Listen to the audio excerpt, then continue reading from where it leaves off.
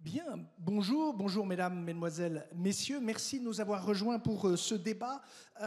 Il va durer 90 minutes et nous avons un intitulé extrêmement vaste puisqu'il s'agit de s'interroger sur peut-on encore faire confiance aux chiffres. Alors vous voyez, c'est le privilège d'avoir un intitulé court, c'est qu'on peut s'intéresser à chaque mot. On a également ce terme de encore, confiance, chiffres. Vous allez voir que ce sont des notions qui vont être discutées en cette fin de matinée. L'idée étant, et vous connaissez l'exercice au sein des débats de la Cité de la Réussite, c'est que nous allons avoir un panel de praticiens, d'experts qui vont débattre pendant une vingtaine de minutes. Ensuite, des étudiants issus d'écoles de commerce, d'écoles d'ingénieurs ont réfléchi au sujet, vont être amenés à prolonger la conversation avec des interrogations supplémentaires. Et ensuite, avec un protocole tout à fait simple, il suffira de vous manifester, vous levez la main, et on essaiera autant que possible de donner la parole, sinon à tout le monde, en tout cas au maximum de personnes, avec également à nouveau cette contrainte, celle du temps imparti, toujours cette contrainte et ce mur des chiffres, c'est 90 minutes, même si on aura peut-être le privilège de gratouiller quelques minutes supplémentaires liées au fait qu'on a cette pause méridienne. Mais en tout cas, merci par avance à la fois de votre attention, de votre présence, et puis de la brièveté de vos interventions, de manière à ce qu'on puisse autant que possible donner la parole ainsi à tout le monde. Alors, cette question de la confiance accordée aux chiffres, c'est un vaste sujet parce que l'expérience montre que quand les chiffres nous sont favorables, on a tendance à les apprécier dès lors qu'ils nous portent préjudice ou en tout cas annoncent ou mesurent des éléments qui nous satisfont moins. On peut essayer d'en douter. Et donc c'est tout ce dont on va discuter avec 4 personnalités tout à fait à même de nous éclairer et surtout d'aborder plusieurs facettes de cette thématique. J'ai le plaisir, alors je vais les convier sur scène s'ils m'entendent, les convier sur scène, sinon je vais me retrouver tout seul, mais c'est pas grave. D'une part, on va faire un ordre non protocolaire. Sybille Veil, qui est présidente directrice générale de Radio France, qui va venir ici. Yannick Cariou, qui est président directeur général de Médiamétrie, donc une...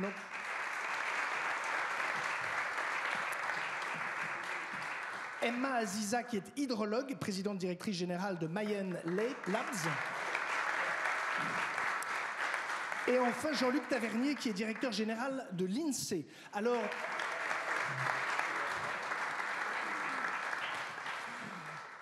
Merci à eux d'avoir pris place. Je m'appelle donc Nicolas Arpagian, je m'intéresse aux problématiques des technologies, des usages offensifs des technologies, et puis j'ai le privilège de parler devant une de mes patronnes, puisque j'ai le plaisir d'animer une chronique sur France Info le samedi et le dimanche que je vous recommande, elle est formidable, elle s'appelle Nouveau Monde. Ceci étant dit, on va, peut-être pour présenter, parce que vous avez évidemment Radio France est une antenne et un groupe qui vous est familier, un mot sur effectivement le rôle, Yannick Cariou, le rôle de Médiamétrie, qui est donc de mesurer les audiences et donc d'avoir ce qu'on a appelé l'économie de l'attention, de comprendre comment est-ce qu'on peut, à partir de ces indicateurs statistiques, chiffrés, et il nous expliquera la démarche pour conduire ces activités et qui permettent d'éclairer et de mobiliser un modèle économique et médiatique, et donc de voir comment est-ce que les chiffres sont au cœur de cette industrie, et d'une part, et de ses déploiements.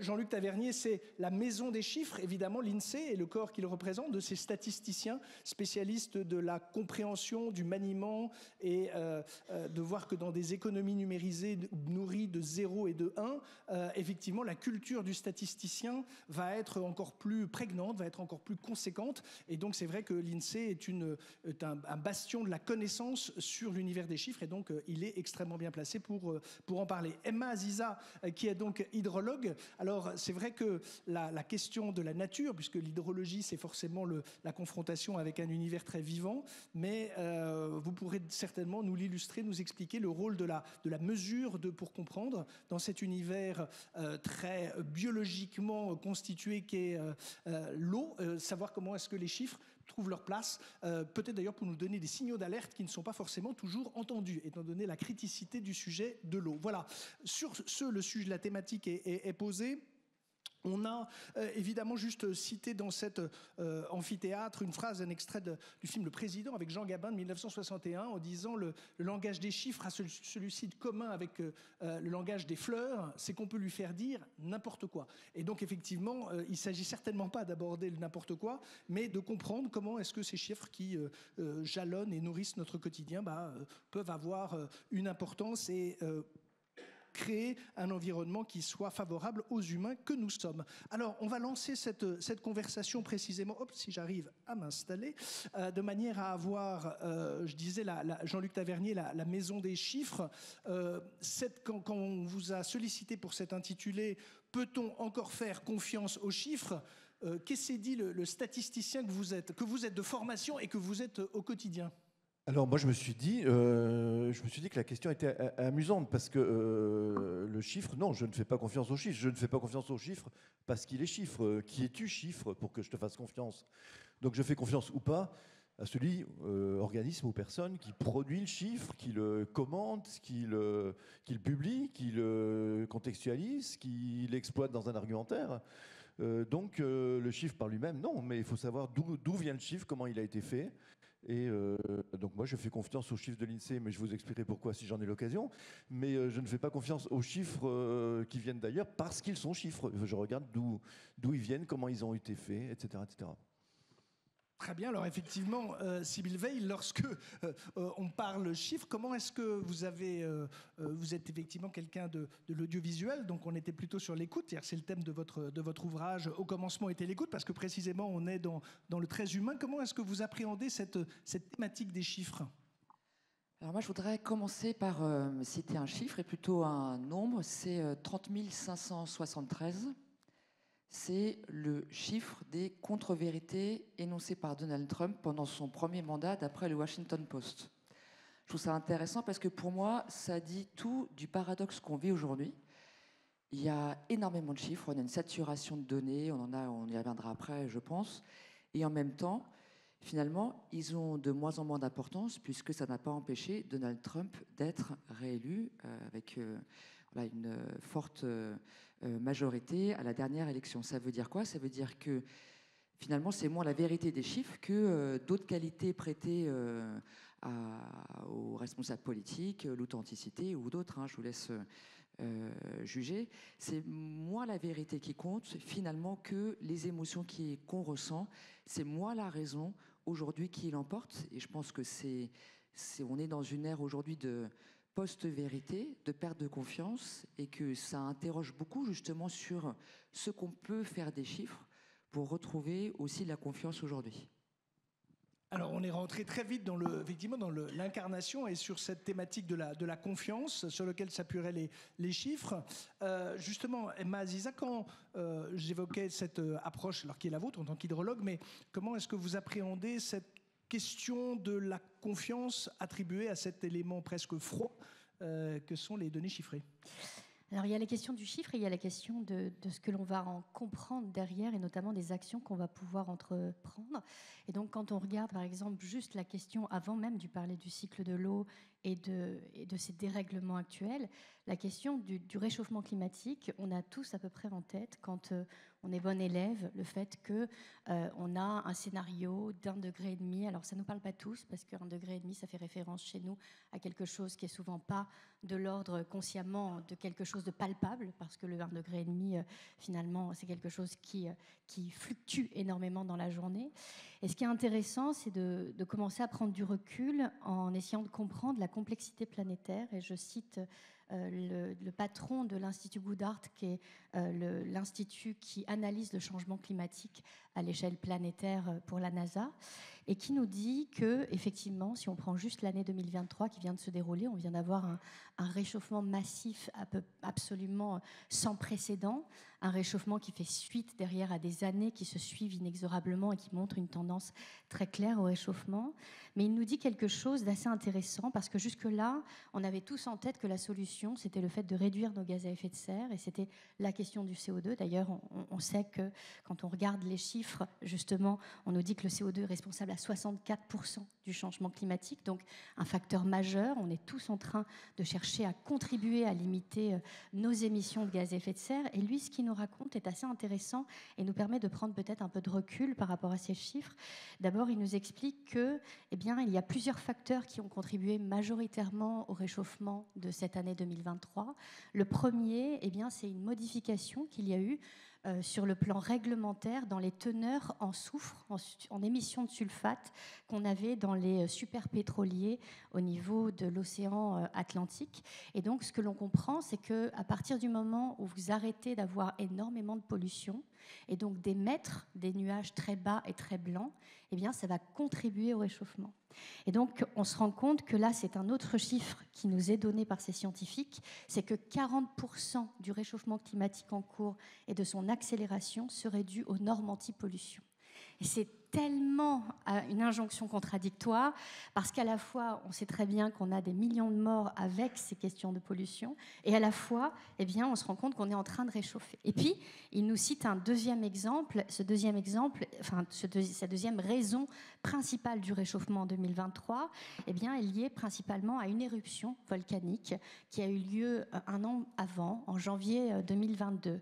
Et alors, qu'est-ce qu'on comprend ? Parce qu'en général, il faut comprendre que le volcanisme dans le monde a plutôt tendance à refroidir la planète. D'ailleurs, quand on remonte jusqu'au Moyen-Âge, on a eu des années de famine, de dysenterie, de problèmes agricoles parce qu'on avait eu une éruption volcanique à un autre bout planétaire. Et donc, en général, ça refroidit. Sauf que là, cette émission-là qui s'est déroulée dans le Tonga, c'est-à-dire vraiment une éruption qui est montée. Vous vous rappelez, on a eu l'impression d'avoir une éruption nucléaire, tellement c'était assez impressionnant.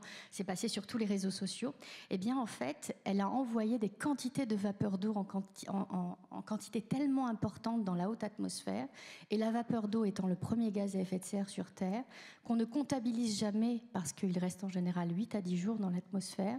Sauf que là, en l'envoyant dans la haute atmosphère, dans ces quantités-là, ça a contribué massivement au réchauffement. Et donc, ça nous montre à quel point, et puis un dernier point, qui est cité je m'arrêterai là, par l'Institut Goodhart, c'est le fait que le cycle solaire, qui est souvent mis en avant par des thèses très climato-sceptiques en disant, mais finalement, le vrai problème du réchauffement, c'est lié au soleil, nous sommes sur un pic actuel solaire qui a une influence. Et donc, en réalité, on se rend compte qu'il y a une complexité planétaire et terrestre qui nous montre à quel point tout cet ensemble-là va jouer ensemble, et le fait de commencer à l'appréhender de manière globale, c'est sortir d'un chiffre et c'est comprendre que dans cette complexité, on va chercher aussi des réponses qui vont être adaptées à pouvoir apporter de manière très juste des solutions. Et donc on voit à quel point finalement ce chiffre nous raconte quelque chose, mais si on creuse, en fin de compte on découvre quelque chose de totalement différent. Merci. Alors là, on est vraiment rentré déjà dans la matière, puisqu'on a la question de la contre-intuition, c'est-à-dire une première indication donnée par un chiffre qui évoque un sentiment spontané, et de s'apercevoir qu'on va le déconstruire en quelque sorte, ou en tout cas on doit le relativiser, et donc c'est tout à fait utile comme contribution. Alors Yannick, on dit que le matin à 9h, les patrons de médias tremblent à l'idée de recevoir les résultats, le message de médiamétrie sur les résultats de la veille. Comment est-ce que ce chiffre est vécu? Comment est-ce que vous concevez votre rôle et vous appréhendez justement cette thématique de la confiance? Je confirme que c'est vrai. Voilà. Ces chiffres sont très importants. Très bien, parce que ça, c'est pas comme ça, sa ligne de défense est déjà affaiblie par. Parfois, le tremblement donne voix à la joie. Voilà, ça peut arriver. Alors, avant de rentrer dans le cœur du sujet qui m'intéresse, qui est les médias, cette table ronde, elle est un peu encadrée, comme les deux piliers du temple, par deux ingénieurs statisticiens. Et polytechniciens. Voilà. Donc les piliers sont posés. On a deux points communs. Le point commun, c'est que moi, je suis aussi comme Jean-Luc Tavernier. Je me méfie du chiffre. Donc peut-on avoir confiance? On dit souvent la confiance, elle doit être aveugle. Ben non, surtout pas. La confiance est une notion qui se relativise et qui se challenge tous les jours. Le deuxième point commun que j'ai avec Jean-Luc, no offense, c'est que nous sommes, on va dire, d'âge intermédiaire. Ce qui fait que les jeunes ici peuvent nous prendre pour des ancêtres, mais enfin, on doit avoir encore une valeur de monétisation puisqu'on est encore invité aux conférences, donc ça, c'est parfait. Mais cet âge intermédiaire, surtout, me fait réfléchir au fait que c'est une question que je ne me posais pas tellement au début de carrière. Et pour moi, l'âge d'or du chiffre, tel que nous le fabriquions, puisque nous avons fait profession l'un et l'autre de fabriquer du chiffre toute notre vie, l'âge d'or est passé. Alors cet âge d'or, il est un petit peu ancien, hein. Je pense qu'il faut remonter même au 19e siècle. Vous savez, au 19e siècle, tout au début, fin du 18, début du 19, on commence d'abord à normer un peu les unités de compte, hein, les mètres, les kilos, etc. Et puis, un peu dans la foulée du positivisme d'Auguste Comte, on commence à dire, eh ben, effectivement, il y a une réalité observable, et en fait, la connaissance ne vient pas de la religion. Donc le chiffre, c'est d'abord un outil de libération. Il faut bien le prendre comme ça. Et cet outil de libération qui a permis à des gens qu'on éduquait en même temps, on est aussi à l'époque de Jules Ferry, on apprend le calcul, à compter, etc. On donnait aux citoyens les outils pour appréhender un monde plus grand que lui. C'est-à-dire comprendre le monde au-delà de sa sphère intime, son village, sa famille, etc. Et cet outil a accompagné de manière phénoménale tout le développement économique, tout le développement scientifique depuis le milieu du 19e siècle. Et c'est pas par hasard qu'on commence à ce moment-là à voir le développement de la sociologie quantitative. On ne s'intéresse pas qu'aux phénomènes physiques, on s'intéresse aussi aux phénomènes qui concernent les gens. Vous avez un statisticien belge qui s'appelait Adolphe Quété, qui a commencé à développer la théorie de l'homme moyen. Qu'est-ce que c'est que l'homme moyen? Donc il a projeté des courbes de Gauss sur à peu près tous les phénomènes, machin. Au passage, il a inventé un truc infernal qui s'appelle l'IMC. Voilà. Donc alors l'IMC est une blague belge, il faut le savoir. Hein, Non, pas du nôtre. Non. Donc l'indice de masse corporelle. L'indice de masse corporelle. Et donc tout ça a accompagné le monde. Alors bien sûr, on charge aujourd'hui le chiffre de certains oublis. L'industrialisation a peut-être oublié la problématique planétaire et le chiffre aussi, etc. Mais ce temps était un temps de croyance dans un progrès linéaire qui était chiffré, qui était scandé par des chiffres.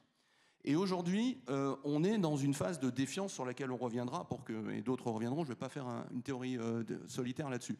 Mais donc, aujourd'hui, quelque part, quand on perd, et je pense que c'est mon message important sur cette entrée, quand on perd la confiance dans le chiffre, on risque le retour à l'obscurantisme. Le chiffre et la démocratisation du chiffre dans les villages, dans les familles, dans les écoles, a permis aux gens de s'affranchir d'une compréhension purement métaphysique, voire purement religieuse du monde.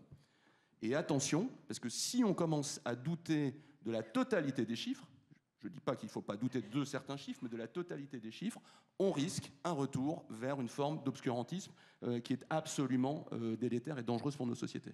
Est-ce que dans la rupture qu'évoque Yannick, est-ce que, Jean-Luc Tavernier, on n'est pas aussi en train de passer d'une culture du panel à une culture de l'exhaustivité? Je m'explique, avant, pour arriver à la culture statistique de l'extrapolation, je prends un panel et j'arrive à en tirer éventuellement des enseignements, à quelque chose qui va être, grâce au numérique, grâce à l'hyper-individualisation des technologies, le fait qu'on puisse suivre la navigation de personnes en tant qu'individus singuliers. Est-ce qu'on glisse d'un modèle d'extrapolation de panel à quelque chose de... D'ailleurs, on le voit dans les effectifs des populations lors des sondages, on est passé de 1000 et quelques à maintenant, les instituts de sondage vont revendiquer 5000, 10 000, 15 000 panélistes. Donc on est dans des proportions qui sont gigantesques, en tout cas sans précédent. Est-ce que ça, c'est une évolution dans la science même des chiffres?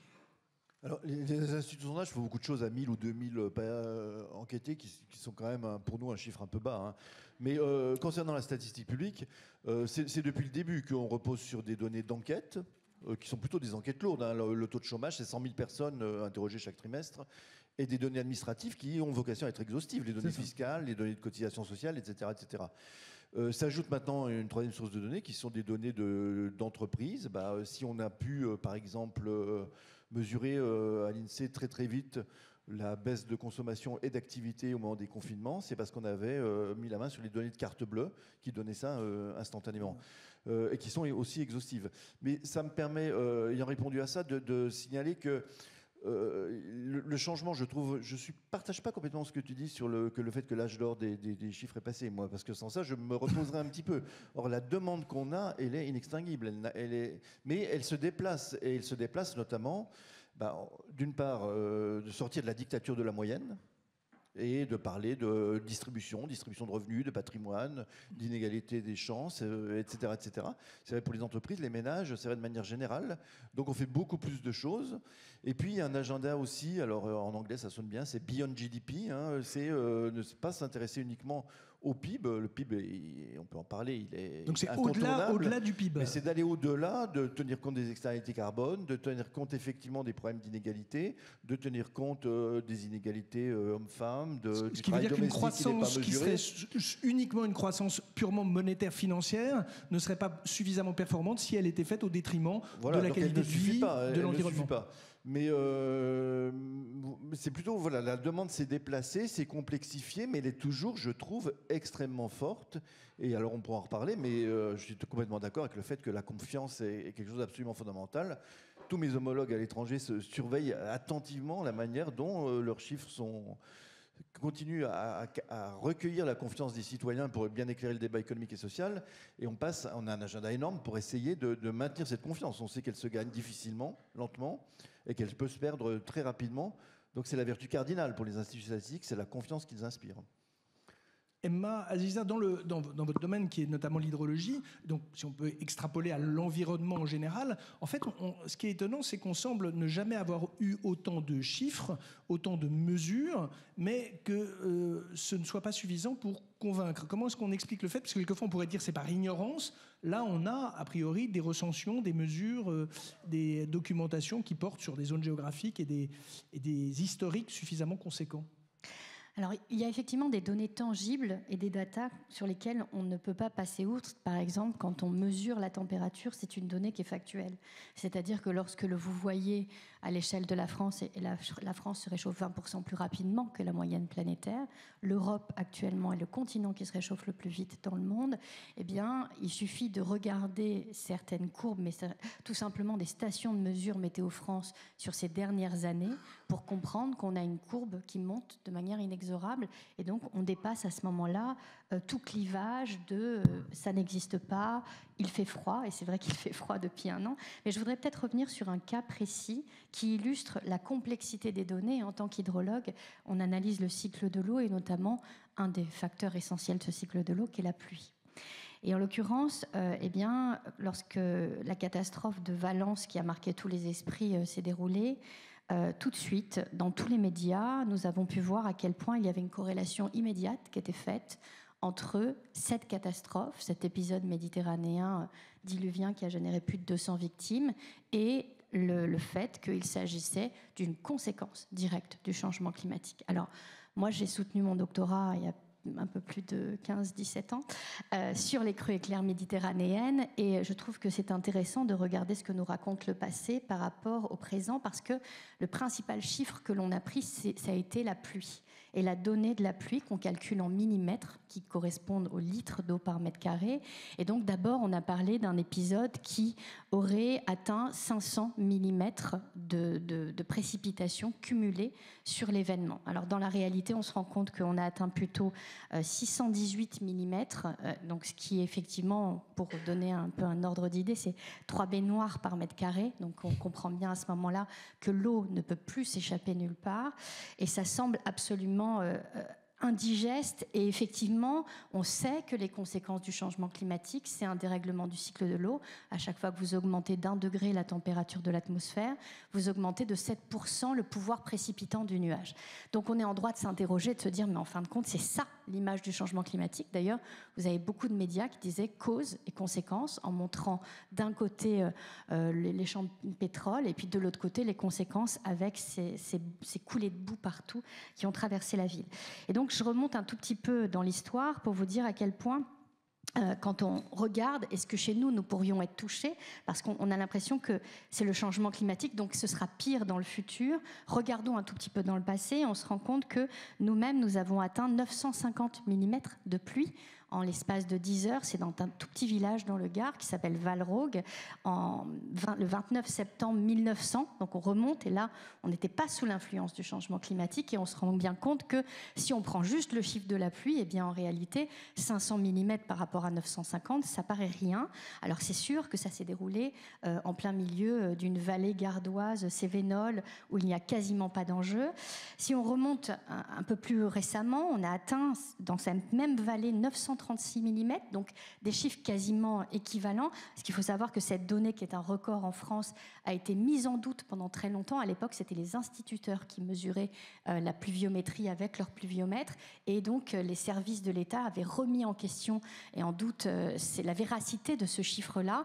Et cet instituteur a fini dans un état dépressif sévère et dans des circonstances un peu dévastatrices. Donc, tout ça pour dire que si on remonte à beaucoup plus récemment, on se rend compte que, eh bien, même en 2020, c'est-à-dire qu'il y a 4 ans, eh bien, on a atteint, là encore, 706 mm. Donc, est-ce que vraiment le fait de mesurer la pluie permet de comprendre l'intensité de l'événement? Donc, ça doit nous interroger. Et puis surtout, on se rend compte que quand vous remontez dans l'histoire, on a toujours connu ces phénomènes, que ce soit chez nous. Nous, on a eu un épisode qui a traversé les Pyrénées-Orientales en 1940, qui a été tellement important et tellement dévastateur que lorsque les Allemands sont venus, on était en plein milieu de la guerre, pour envahir les Pyrénées-Orientales, ils ont dû s'arrêter parce qu'ils ne reconnaissaient plus aucune carte, tellement tout avait été ravagé. Et là aussi, on a atteint près de 1000 mm de pluie en l'espace, donc c'est-à-dire 2 fois plus de ce qui s'est passé à Valence. Donc peut-on utiliser le chiffre de la pluie pour évaluer la réalité et l'importance de la catastrophe? Et finalement, est-ce que ce ne serait pas d'autres causes? Parce que quand vous regardez ce qui s'est passé à Valence, 2 semaines après, nous avons eu des épisodes quasiment équivalents sur Malaga, un petit peu en amont aussi de Valence au nord. Et donc, ces épisodes-là n'ont pas eu les mêmes conséquences. Tout simplement parce que la question, ce n'est pas que la pluie, c'est la manière dont la pluie va être reçue par un territoire. Et on estime la vulnérabilité d'un territoire en fonction justement de la manière dont la catastrophe va se traduire. En l'occurrence, qu'est-ce qu'on comprend là? On comprend qu'on a piégé des gens dans une situation où les services météorologiques nous prévenaient très clairement d'un risque extrême, d'un risque très sévère la veille et extrême à 8 heures du matin, que tous les voyants étaient au rouge et que malgré tout, on a laissé les gens aller travailler jusqu'à 8 heures du soir. Ils ont été prévenus le soir. Et donc, si on regarde un peu plus loin, parce que là, par contre, on commence à avoir des données satellitaires, qu'est-ce que l'on voit? On voit exactement où l'eau s'est accumulée en amont pendant l'événement, parce qu'on a des traces par satellite. Et qu'est-ce qu'on comprend? On comprend qu'en fait, d'abord, la pluie est tombée sur l'amont de la ville. Il y a eu un phénomène que l'on appelle des embâcles. Ce sont des sortes de très grands barrages temporaires qui récupèrent tous les arbres et tout ce qui passe dans un goulot d'étranglement, en général un pont. Vous allez avoir une sorte de lac temporaire qui se forme, et lorsqu'il lâche, il va y avoir une vague qui va traverser le territoire. On a des images, ce que l'on n'avait pas à l'époque, et là on voit 2 vagues, une le jour et une la nuit, qui traversent le territoire. Donc 2 phénomènes d'embâcles. Ça signifie que lorsque les habitants parlaient de tsunami, c'est réellement ce qui s'est passé. Donc c'est simplement pour vous dire à quel point la question est en réalité multiple, et souvent on prend un phénomène en vous disant ben voilà, c'est ce chiffre-là. Et je terminerai peut-être sur le fait qu'on a fait un parallèle avec la question du changement climatique. Alors aujourd'hui, on a des mesures, on a des systèmes qui nous permettent d'attribuer la part du changement climatique dans ce qui se passe. Quand je vous explique qu'effectivement en 1940, on a eu 2 fois plus de pluie et qu'on a toujours connu ces événements sont toujours là depuis tout temps. Donc qu'est-ce qui change? Eh bien, on a évalué à 12% la quantité de l'impact du changement climatique dans les pluies qu'il y a eu à Valence. Et la question qu'on doit se poser, c'est est-ce qu'avec 88% de pluie, nous aurions eu la même catastrophe? Eh bien, vraisemblablement oui. Par contre, il y a d'autres types d'inondations qu'on ne cite beaucoup moins et qui, là, nous montrent comment le changement climatique s'invite, notamment en France. Et je terminerai là-dessus. Sur ces 5 dernières années, vous avez plus de 50% des personnes qui ont été inondées en France qui l'ont été en dehors de zones inondables. Ça veut dire que le risque change, ça veut dire que le nuage est plus précipitant et que là où il tombe, la rue se transforme en rivière. Et donc, en réalité, là où on a pensé voir le changement climatique et son signe clair, on se rend compte qu'il est tout de même modéré. Et là où on ne regarde pas, et où il faudrait mettre nos politiques climatiques pour les transformer, eh bien, il y a une réalité devant nous qui nous montre quelque chose de nouveau. Voilà. Merci. Alors, ça valait le coup de développer l'idée parce qu'effectivement, c'était de montrer que l'indicateur ne se suffit pas à lui-même, mais c'est bien un élément de contexte. Et deuxièmement, qu'il faut savoir le faire évoluer, voire le compléter par d'autres éléments. Sybille Weiss, sur la question des chiffres, alors évidemment, l'audience, on pourrait un peu facilement dire audience veut dire succès. Simplement, c'est vrai que la question aussi de la qualité de l'audience, la manière dont on peut réunir des gens, sur quelle thématique, comment est-ce qu'on fait pour apprécier cette question de la mobilisation d'un public, c'est-à-dire d'être préoccupé par cela, bien évidemment, mais que ça ne se fasse pas par, alors c'est pas par facilité, mais par élément un peu, oui, c'est de la facilité pour créer précisément une mobilisation, mais qui n'est pas fondée par quelque chose de forcément très intellectuellement stimulant. Comment est-ce qu'on se satisfait de chiffres pour arriver à créer une audience la plus qualitative possible ? En fait, votre question, pour moi, elle renvoie aux limites de ce qu'on peut attendre de chiffres. C'est vrai que les chiffres, c'est tout de suite utilisé comme un argument d'autorité, parce qu'il y a une certaine forme d'objectivité. Et quand on parle, par exemple, des audiences d'un média, c'est pas la même chose d'avoir toutes ces audiences à Paris ou de les avoir sur l'ensemble du territoire. Pour un média de service public dont le rôle, c'est de parler à tous les Français, ce sont des données très importantes parce qu'il faut qu'on puisse aussi avoir des auditeurs dans les zones les plus rurales autant que dans les centres-villes, chez les jeunes comme chez les personnes plus âgées. Donc en fait, il y a toute une interprétation qui est essentielle pour comprendre la portée d'un succès ou d'un échec. Et là où pour moi c'est vraiment très révélateur, c'est en période électorale l'usage des sondages. C'est souvent utilisé comme un argument objectif. Et la question qu'on se pose en permanence, c'est est-ce que ça peut influencer ou pas l'opinion ? Avec une prime au leader, ou au contraire susciter la mobilisation contre une tendance qui se dessine dans les sondages. Donc on voit à quel point des chiffres de résultats, de succès peuvent avoir un impact. Et en même temps, on voit combien c'est fragile et combien toutes les questions de méthodologie sont très importantes. Tout à l'heure, Jean-Luc Tavernier disait que pour les instituts de sondage, les panels pouvaient être aussi bien autour de 1000, 2000 que plus importants. Et c'est vrai qu'on voit aujourd'hui la difficulté à appréhender avec les sondages la réalité du vote qui va suivre. Le dernier exemple des élections américaines était très frappant. C'est-à-dire que beaucoup de sondages donnaient deux candidats au coude à coude. Donc en fait, on s'était tous préparés non seulement à faire une nuit sur les élections américaines sur nos antennes, mais à faire 3-4 journées de suite pour commenter les débats sur les résultats électoraux. Eh bien, pas du tout. À 6h du matin, on avait les résultats. À 8h30, Donald Trump intervenait avec des résultats qui étaient très éloignés de ce que les sondages nous avaient dit. Ça montre bien, pour moi, quelque chose de très important, c'est que les chiffres ne permettent pas d'appréhender une réalité qu'on doit aussi appréhender avec une recherche plus sensible. Et nous, on pondère toujours beaucoup ce que les sondages nous apportent avec la compréhension d'une plus grande complexité de ce que vivent les gens, notamment au travers du reportage.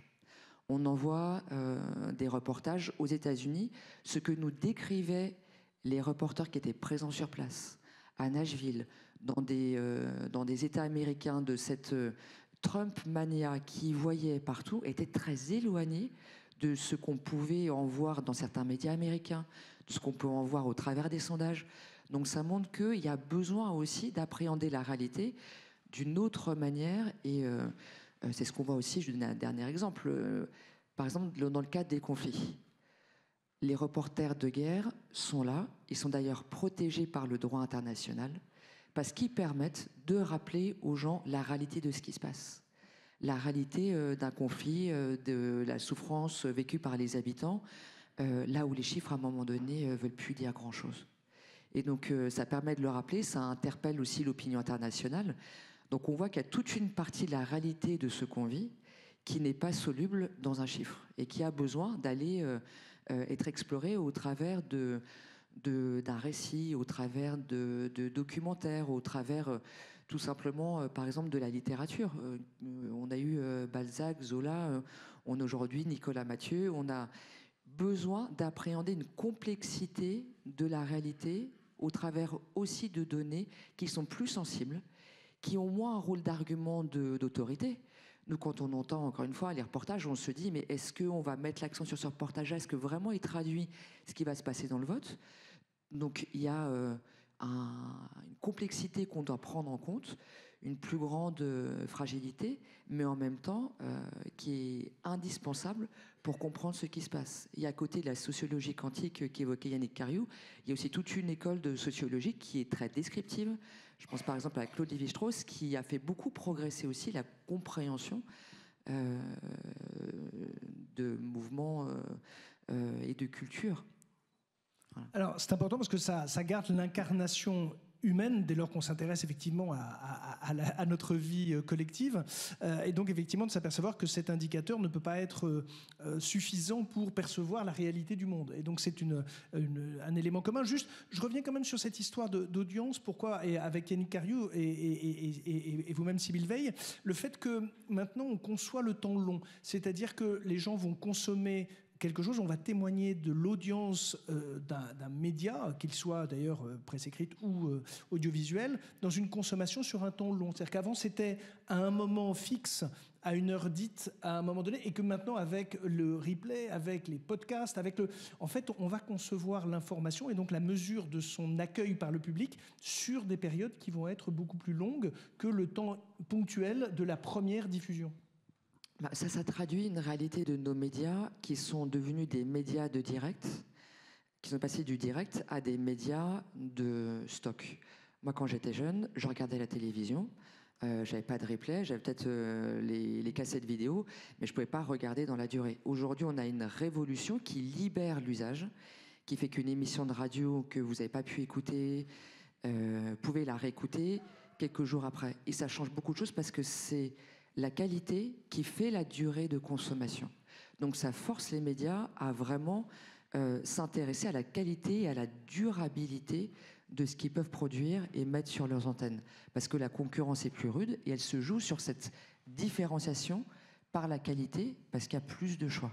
En clair, le flux et le stock. C'est-à-dire que le stock, quelque chose qu'on pourrait réécouter, qui est pertinent, même au-delà de sa diffusion immédiate, par rapport à un programme de flux qui est... En radio, c'est vous écoutez en direct ou vous allez écouter un podcast dans la durée. Et on voit, nous, c'est quelque chose qui a fait décoller, et je dis à côté d'Yannick Cariou qui pourra me contredire, qui a fait décoller l'écoute, par exemple, d'une radio comme France Culture. France Culture, c'est une série d'émissions de connaissances. Le matin, l'émission d'histoire, l'émission de philosophie. Historiquement, les audiences étaient assez limitées parce que les gens travaillent et ils sont dans leur vie quotidienne. Depuis qu'on a la possibilité de réécouter, une des premières émissions réécoutées, donc les plus fortes audiences, c'est l'émission de philosophie. C'est extraordinaire. Elle est tous les matins. Et moi, je trouve que, ça renvoie un signal très important sur ce que les gens attendent. C'est-à-dire que ce soit un podcast d'émission de philosophie qui soit le plus écouté, ça me rend très optimiste sur aussi ce que les gens peuvent attendre et leur intérêt, leur curiosité. Et ça a permis justement d'avoir une écoute qui est du temps long. Donc ça a même changé la hiérarchie dans les succès de nos émissions. Où d'habitude, c'est surtout le matin, les émissions d'information, et l'après-midi, quand les gens repartent du travail, qu'on a les très forts pics d'audience. Là, ça change la hiérarchie de ce qui peut être écouté. Et c'est ça qui est une vraie révolution aujourd'hui, et que Médiamétrie s'efforce de mesurer, malgré toutes les questions que ça peut poser, parce que c'est aussi très complexe. Un petit mot de complément, et après on va passer la parole à nos camarades étudiants. Je trouve que les différentes interventions posent bien le débat. Moi, j'essaie de repousser le plus loin possible dans le débat mon avis sur les plateformes internationales, etc. Ça animera la fin du débat probablement, mais je voudrais juste dire un truc. On voit bien, quand je disais l'âge d'or est un peu derrière nous, Jean-Luc, je ne parlais pas de la quantité ni d'informations ni de questions, évidemment, mais je parlais plus de je dirais, le niveau de confiance spontanée que nos concitoyens peuvent et doivent accorder aux chiffres. Pourquoi ? Parce qu'on est quand même dans un fond de transformation sociétale que je ne décris pas. Il y a eu pas mal d'amphis et de conférences hier sur ce sujet d'affaiblissement des autorités, du montée du relativisme, des vérités alternatives, etc. Nous, fabricants de chiffres, on est dans une triangulation de 3 difficultés additionnelles. Premièrement, que ce soit dans les médias par l'explosion du calendrier de consommation des médias, dans l'hydrologie, les climats, dans ce que c'est que le PIB, la richesse d'une nation, etc., on voit bien que les choses que l'on doit mesurer se complexifient. Et d'ailleurs, elles ne se réduisent, Emma l'a bien expliqué, rarement à un seul chiffre. C'est plutôt des combinaisons de chiffres qui sont à prendre en compte. Donc ça pose aussi des limites aux outils statistiques classiques. On a parlé des données exhaustives, Jean-Luc a parlé de la fin de la dictature de la moyenne, qui étaient des trucs très pratiques, mais qui effectivement sont limitatifs. Et aussi tout ça sous tension, il faut le dire, de tension de coût, parce que fabriquer une information coûte extrêmement cher. Et donc, ça crée aussi une tension entre la rapidité de l'information, parce qu'on en veut beaucoup, et la fiabilité de cette information. Donc, la première tension, c'est une tension méthodologique. Mais il y en a 2 autres. Alors, quand on discutait avec les étudiants, on a vu qu'il y avait beaucoup d'ingénieurs. La qualité du chiffre, ça n'est pas qu'une question d'ingénieurs. Les ingénieurs traitent de ce que j'en viens de parler, comment on fait pour mesurer de manière de plus en plus fine des choses de plus en plus complexes. Il y a aussi une tension qui est liée aux mutations technologiques. On a parlé un peu de la big data, des données exhaustives. Bon, oui, c'est un outil. Il y a une prolifération de données. Et cette prolifération, elle vient aussi en parallèle d'une propriétarisation des données. C'est-à-dire que la donnée appartient de plus en plus à des organismes et à des sociétés privées. De la fabrication de données socio-économiques relève beaucoup de l'activité, de la numérisation des activités. Et la façon dont ces données rentrent ou pas, bien ou mal, dans la fabrication du chiffre est importante. Et la troisième tension, c'est évidemment une tension médiatique. Parce que tous les efforts dont vient de parler Sybille pour mettre en scène, relativiser le chiffre, ont également un coût. Mais comme on l'a dit, je crois Nicolas, vous l'avez dit en entrée, on est dans une économie de l'attention. Il peut y avoir une course au sensationnalisme, il peut y avoir un déclin du journalisme de données. Je pense que le journalisme de données est une discipline en tant que telle, et il y a une autre tension entre la viralité et la rigueur. Donc le niveau de confiance qu'on va garder dépendra de notre capacité à gérer ces 3 piliers. Question d'ingénieur, mais aussi question d'économie, question de droit et question médiatique.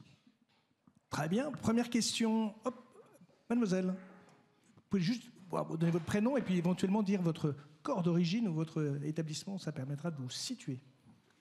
Bonjour. Donc moi, je suis Sabrina Gutsch et je viens de l'ENS Paris-Saclay avec un parcours de physique. Donc vous nous avez parlé, Sybille Veil par exemple, des limites de ce qu'on peut attendre des chiffres, ou encore Emma Aziza de l'interprétation parfois un peu trop rapide des chiffres qu'on nous donne.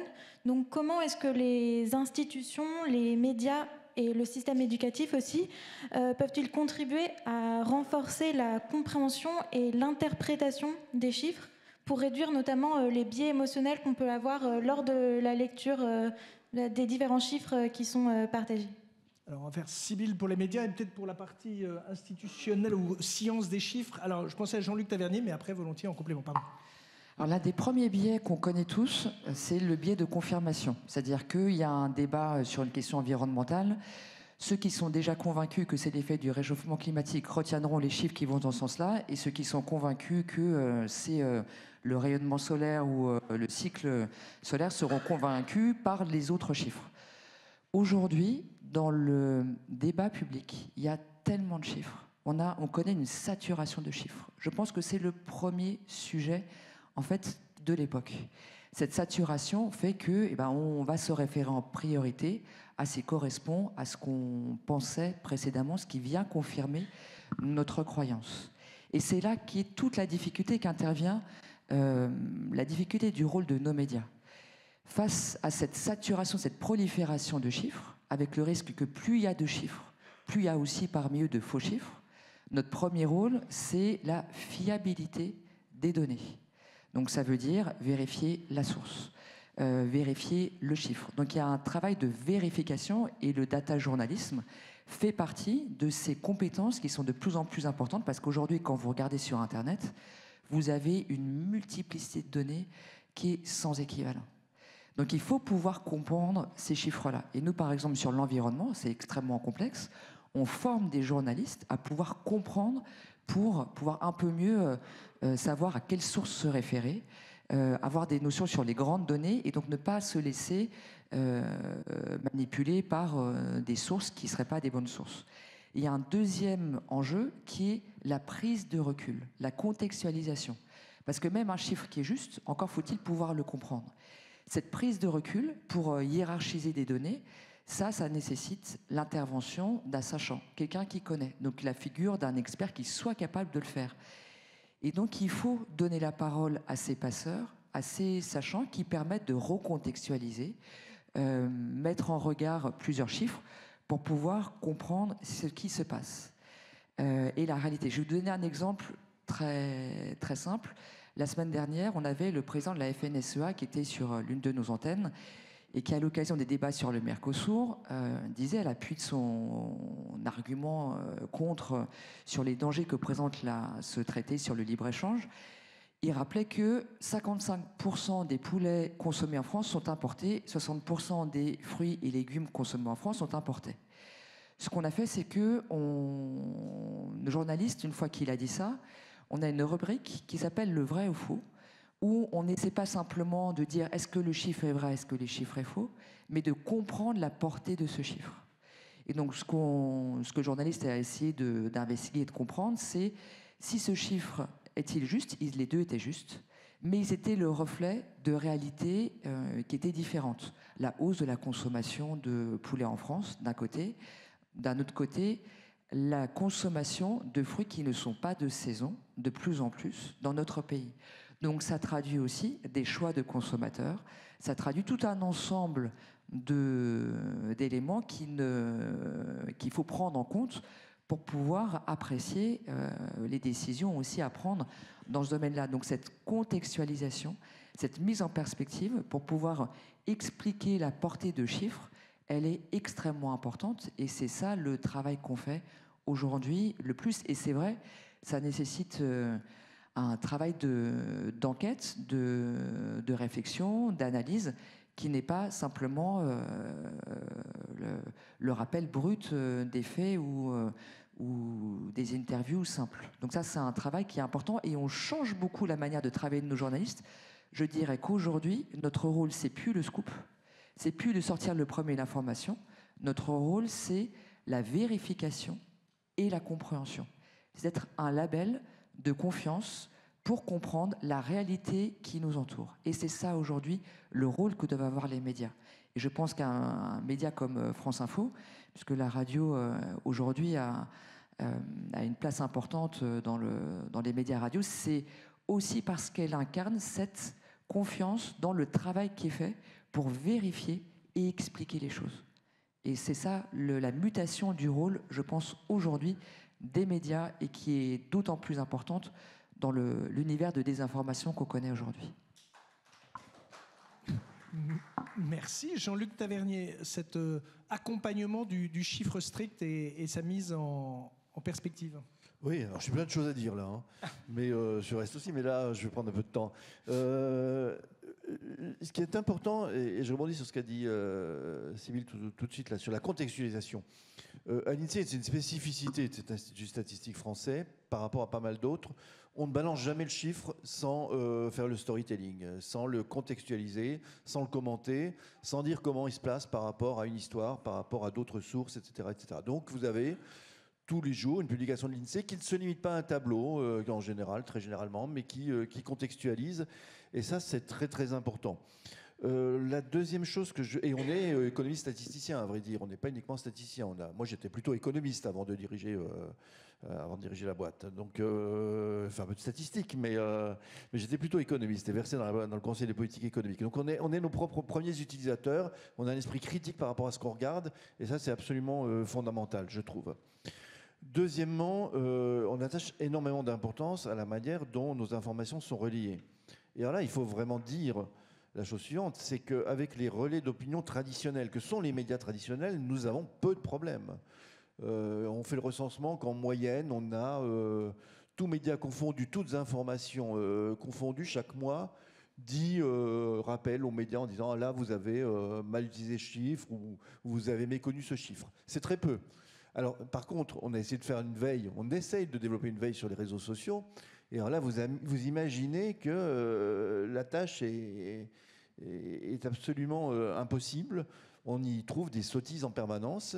Et c'est un sujet auquel tous mes homologues aussi à l'étranger sont confrontés. Que fait-on par rapport à ça? Et on n'a pas trouvé. Donc, on essaye nous-mêmes d'aller sur les réseaux sociaux. Vous nous trouvez sur X, Instagram. Moi, je suis beaucoup sur LinkedIn, etc., etc. On essaie de développer des vidéos, des petits dessins animés pour s'adresser au plus grand nombre. Et puis on essaye aussi, et la dernière réunion européenne qu'on a eue était consacrée à ce sujet, comment on améliore ce qu'on appelle nous dans le jargon la littératie statistique, c'est-à-dire comment on bosse avec les systèmes d'éducation nationale pour que dès le collège, à vrai dire, les jeunes développent un esprit critique. Et alors moi, mon rêve, je le dis toujours, mais ça sera un rêve, c'est que chaque collégien, pas uniquement ceux qui au lycée font des sciences économiques et sociales, chaque collégien, une vague perception de ce qu'est l'inflation, ce qu'est le chômage, quelle est la proportion d'immigrés en France, et qu'on lui explique aussi qu'il vaut mieux aller chercher l'information sur INSEE.fr que sur je ne sais quoi, je ne vais pas citer des noms de sites extrêmement mal intentionnés ou de mauvaise foi. Donc, il y a un vrai sujet, parce que ça renvoie à la liberté d'enseignement des profs, au programme, etc. Mais je trouve, et en tant que père aussi, que nos enfants ne développent pas assez cet esprit critique qui les conduira à vraiment se méfier intuitivement du chiffre et de regarder qui émet le chiffre et s'il donne toutes les garanties de qualité et d'objectivité. Alors, on s'intéresse vraiment aussi à la manière dont nos chiffres sont reçus. On a des mesures d'audience. Et puis là, tout récemment, on a développé une étude avec Gérald Bronner, parce que j'aime ce qu'il fait, et son labo de sociaux, pour regarder un peu qu'est-ce qui, dans la défiance que pouvaient avoir les gens vis-à-vis de nos indicateurs, est-ce que c'était lié à une espèce de tendance complotiste? Est-ce que c'était... Voilà, Gérald Bronner travaille sur les modalités de désinformation ou d'orientation du débat public par justement des biais ou des manipulations. Il développe des biais, etc. Mais là, c'était vraiment de dire que ces gens qui ne croient pas à nos chiffres, qui s'en méfient, qu'est-ce qui les anime? Et on voit que c'était beaucoup, en fait, on a publié un billet de blog récemment, et puis il y aura un article académique du côté du labo de sociaux, c'est beaucoup les opinions politiques, en fait. Il y a un peu ce qu'on observe aux États-Unis, en fait. Il y a de plus en plus la politique qui prend le dessus sur la manière dont on apprécie le chiffre. Et puis enfin, et je termine par là, c'est que moi j'essaye aussi de regarder, quand je vois des biais cognitifs, quand je vois que la société part mal sur un débat, j'essaie de voir ce qu'on peut faire pour le corriger. Alors l'exemple cardinal que je prends, c'est que à chaque fois qu'il y a un sondage, vous avez ce résultat que les 3/4 des gens pensent qu'ils contribuent plus au système public par leurs impôts, leurs cotisations, etc., qu'ils en tirent de bénéfices. Les 3/4. Alors, on a un gros réverbère qui éclaire les impôts, les prestations sociales, etc.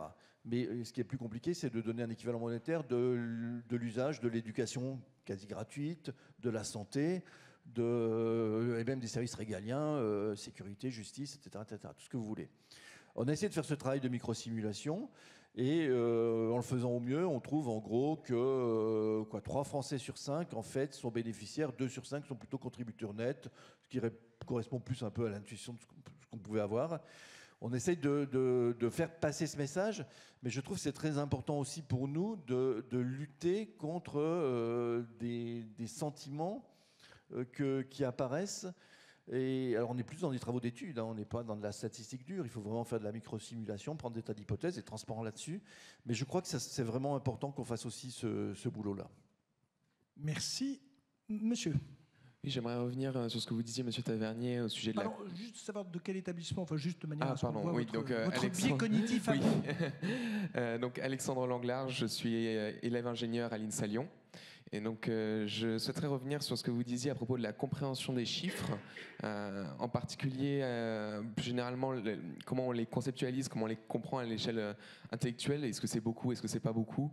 Surtout quand, en fait, on se retrouve avec des chiffres à des échelles inhabituelles, que ce soit dans le domaine économique ou dans les sciences.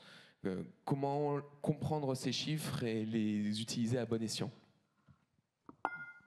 Alors, je pense que vous faites référence, par exemple, que quelque chose qu'on nous dit souvent, c'est le déficit public en part de PIB, 4,4 points de PIB devenu 6,1. Qu'est-ce que c'est que... Et il faudrait parler en milliards, etc., etc. Bon, il n'y a pas de... On vous trouvez un peu tout, hein, évidemment, sur notre site, mais il n'y a pas de solution miracle. Hein. Je crois quand même qu'il faut habituer les gens à avoir cette référence en part de PIB, parce que là, c'est quand même la richesse nationale qu'on produit chaque année, et notre capacité à rembourser notre dette, notre capacité à lever plus d'impôts, etc., etc. Tout ça est quand même lié au PIB, qui est à la fois la somme des productions et la somme des revenus nationaux. Mais ceci dit, vous savez, pour reprendre ce chiffre de déficit, si on ne veut pas le voir, on peut trouver toutes les unités et tous les ordres de grandeur, on ne le verra pas. Puis quand on commence à prendre conscience qu'il y a un problème, à ce moment-là, toutes les échelles sont bonnes.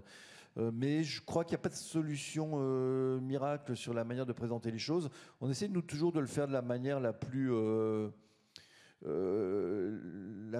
précise, la plus développée, la plus transparente possible. Aussi, quand on regarde les mesures, on vient de publier ça, je crois, cette semaine, l'effet des mesures qui ont été prises la dernière année sur l'évolution des inégalités. On essaye à la fois de le faire en euros et à la fois en pourcentage de revenus. Et on va trouver des choses différentes selon les déciles de revenus, selon qu'on prenne l'une ou l'autre des mesures. Mais évidemment, ça veut dire qu'il ne faut pas être paresseux si on veut prendre vraiment la mesure des choses. Il faut regarder les deux tableaux, comprendre les différences, etc., etc. Mais il n'y a pas de baguette magique en la matière.